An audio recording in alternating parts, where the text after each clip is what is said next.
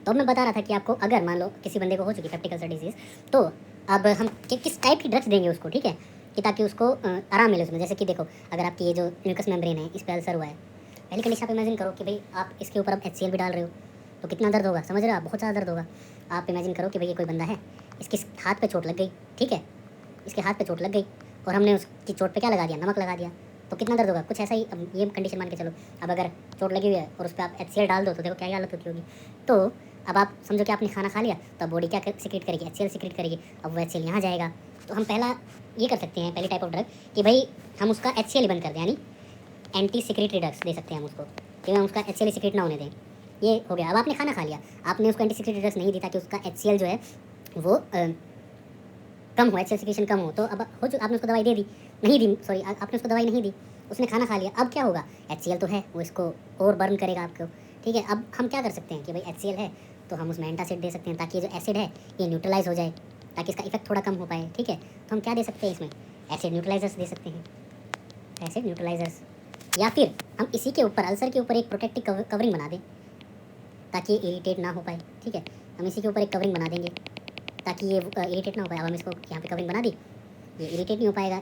अब जो HCl यहाँ पे है वो इस पर एक्ट ही नहीं कर पाएगा, वैसे से निकल जाएगा यहाँ से। उसको हम क्या बोलेंगे कि भाई अल्सर प्रोटेक्टिव कवरिंग बना दिया आपने, अल्सर प्रोटेक्टिव कवरिंग बना दी, ठीक है। फोर्थ में हम क्या कर सकते हैं कि भाई जिस बैक्टीरिया की वजह से ये हुआ है हम उसको एंटी माइक्रोबियल, एंटी बैक्टीरियल दे सकते हैं, ठीक है, एंटी माइक्रोबियल्स, ठीक है। या फिर एंटी, इसको क्या बोल सकते हैं, helicobacter pylori drugs, anti helicobacter pylori drugs दे सकते हैं हम इसको। यानी हम उसमें 4 कंडीशन करेंगे, या तो हम उसका एसिड सिक्रेशन कम कर दें, या हम उसमें एसिड न्यूट्रलाइजर दे दें, या हम उसको अल्सर से प्रोटेक्ट कर दें, मतलब एक कवरिंग बना दें, या फिर हम उसको जो बैक्टीरिया उसी को मार दें। तो देखो ये नीचे यही बात की है एक बार इसमें, किस कंडीशन में हम क्या क्या दे सकते हैं, या तो गैस्ट्रिक एसिड सिक्रेशन को इनिबिट कर दो, या न्यूट्रलाइजर दे दो, या अल्सर प्रोटेक्टिव दे दो, या फिर anti H pyloric drugs they दो।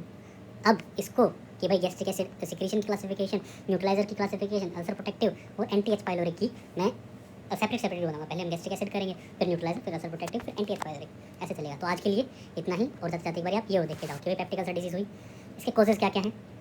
पहला कॉज कि भाई हेलिकोबैक्टर पाइलोरी इन्फेक्शन, आप NSAIDs ले रहे हो। NSAIDs क्या होते हैं, ये हम मेनली लेते हैं फीवर के केस में, इन्फ्लेमेशन हुआ है आपको, पेन रिड्यूस करने के लिए, ठीक है।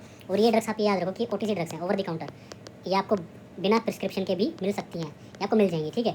इसके कॉमन एग्जांपल्स आप याद रखो, जैसे कि आइबुप्रोफेन, एस्प्रिन, डिक्लोफिनेक, केटोप्रोफेन, ये आपको याद रखनी है, ठीक है। ये NSAIDs। या फिर आप एक्सेस एसिड प्रोडक्शन कर रहे हो, आपकी बॉडी में HCl का सिक्रेशन बहुत ज़्यादा हो रहा है, एग्जाम्पल जोलिंगर रेजिस्टेंस सिंड्रोम, या आप स्मोकिंग कर रहे हो, अल्कोहल, या आप स्ट्रेस में हो, जब होगा। टाइप्स में आओ, गैस्ट्रिक ड्यूडेनल, गैस्ट्रिक का स्टमक में, ड्यूडेनल इन दी ड्यूडेनम, और ये मोर कॉमन है आपका। ये देखो कॉजेज, हेलिकोबैक्टर पाइलोरी, आपका NSAIDs की वजह से, एक्सेस एसिड प्रोडक्शन, स्मोकिंग और अल्कोहल की वजह से।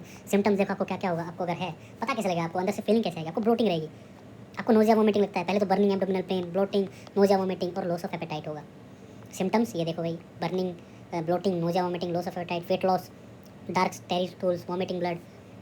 अब ट्रीटमेंट देखो, आप ट्रीटमेंट क्या क्या कर सकते हो, वही proton pump inhibitor, H two receptor, antacid, ये complication, bleeding, perforation, gastric outlet obstruction, risk of gastric cancer होगा आपको, ठीक है। यही है आज के लिए, इतना ही मैं करते हैं। अब मैं अगली वीडियो में आपका हम करेंगे गैस्ट्रिक एसिड सिक्रेशन इनहिबिटर, कि भाई हमको गैस्ट्रिक एसिड में जो HCl है जिसको इरिटेट करेगा, उसकी सिक्रेशन कम करनी है, वो कैसे कैसे करेंगे वो डिस्कस करेंगे।